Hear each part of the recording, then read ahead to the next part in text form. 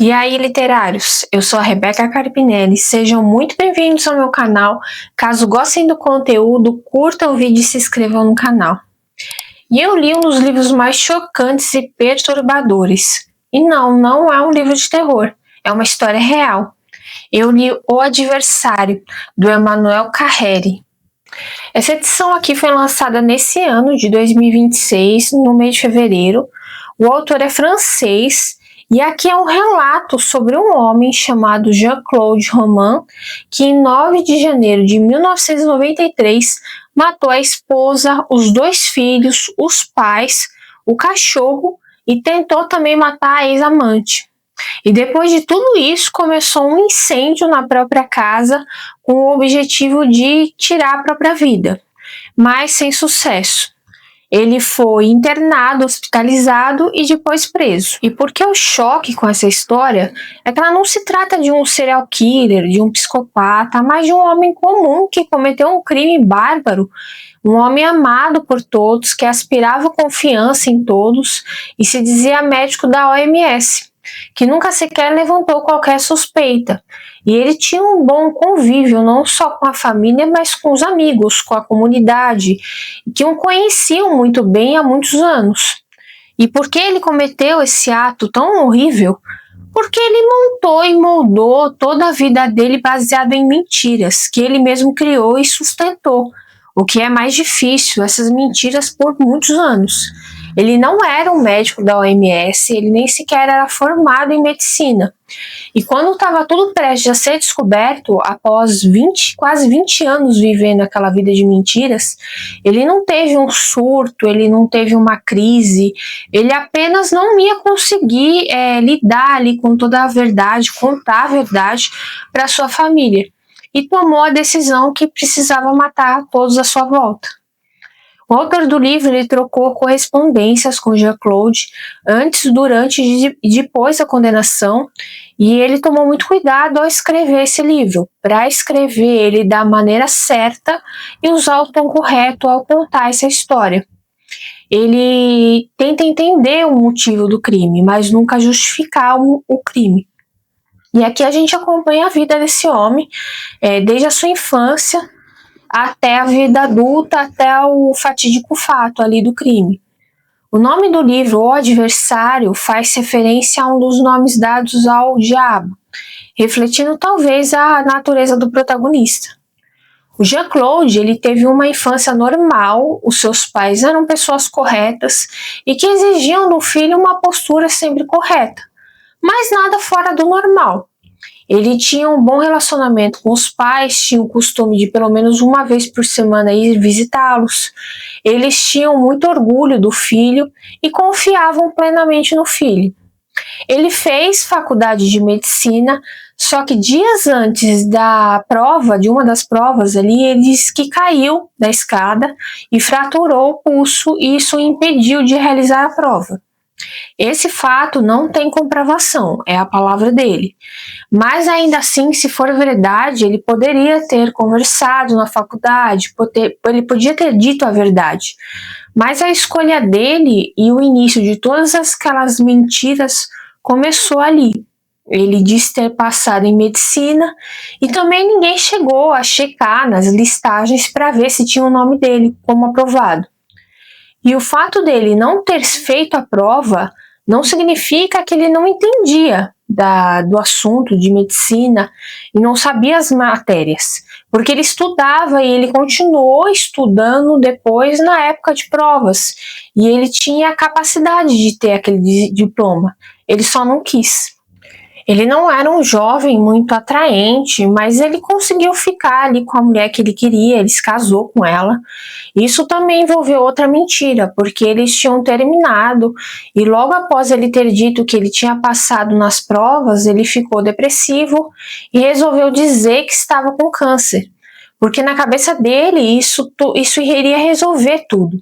E a mulher, que seria então a futura esposa, ficou abalada com a notícia e eles voltaram um tempo depois do relacionamento. Eles viviam muito bem na França, em uma região perto da Suíça, e ele nem sequer tinha um emprego. Ele se dizia médico da OMS, e o que sustentava aquela vida que eles tinham foi um dos fatos que mais me impressionou nesse livro. É que ele praticava golpes, ele cometia crimes e com as pessoas da sua família que confiavam completamente nele. Ele convencia pessoas próximas a lhe entregar suas economias, prometendo investi-las em fundos de investimentos suíços exclusivos, que não existiam.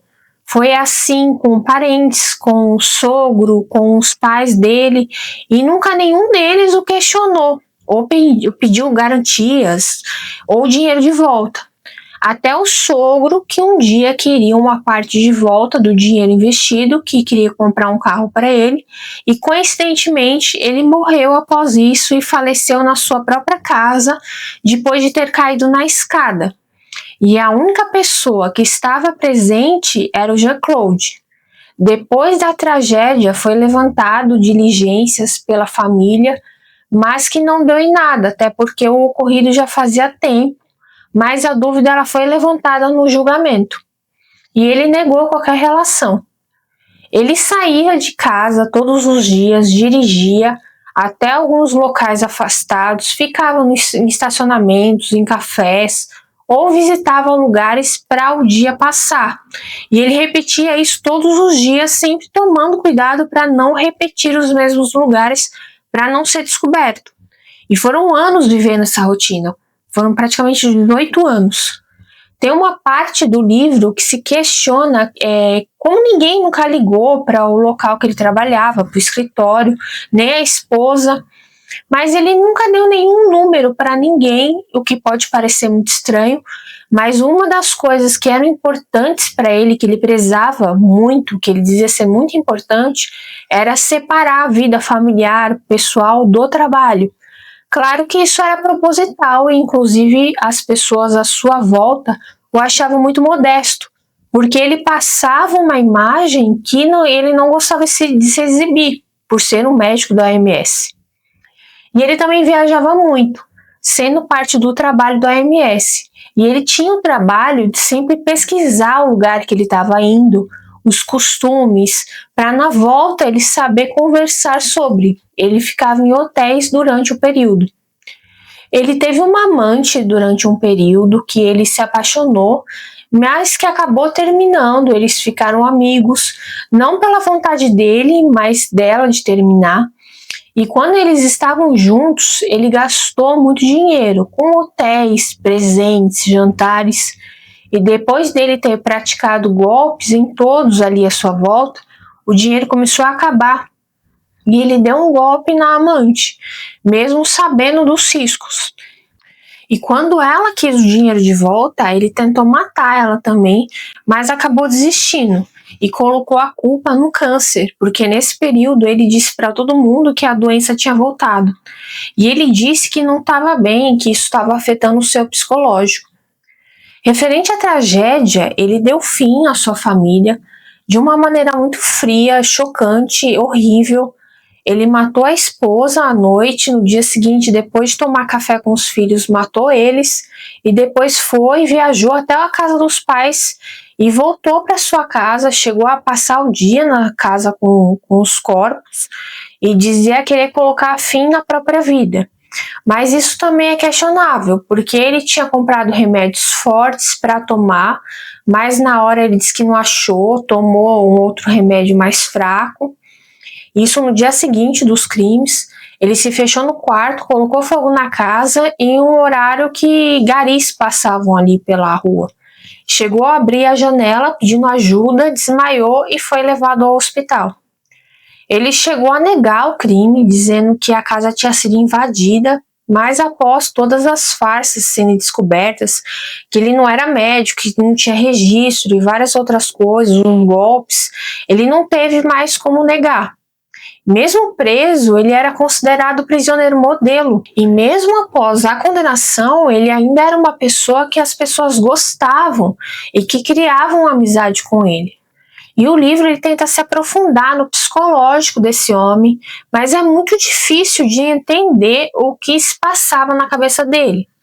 Em muitos trechos ele parecia ser uma pessoa depressiva, que pareceu para mim, mas uma pessoa também altamente manipuladora, que tudo à sua volta precisava estar do jeito e da maneira que ele queria. E a sua imagem perante os outros era de suma importância.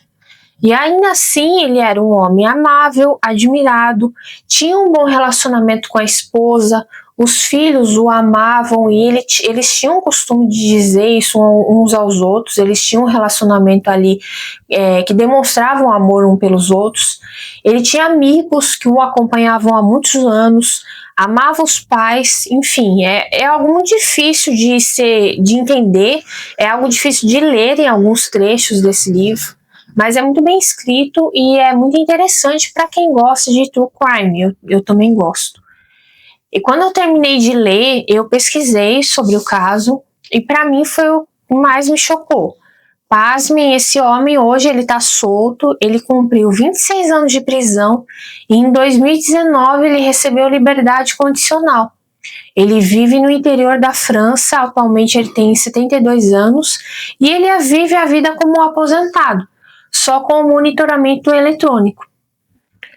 E no livro o autor ele coloca muitos fatos, né, que eu contei aqui apenas o principal, que era o crime, o julgamento e as mentiras principais que ele contou ali.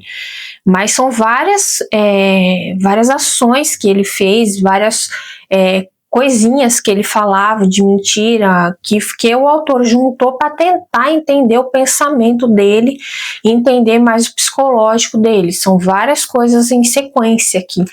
Tem um trecho, inclusive, que o Jean-Claude ele diz que depois ali do que ele foi preso, do julgamento, ele disse sim, que se sentia muito triste por ter perdido os filhos, a esposa, mas que eles estavam com ele ali, mas ele se sentia feliz porque ele não tinha mais que fingir toda aquela vida que ele fingia. Enfim, não dá para entender.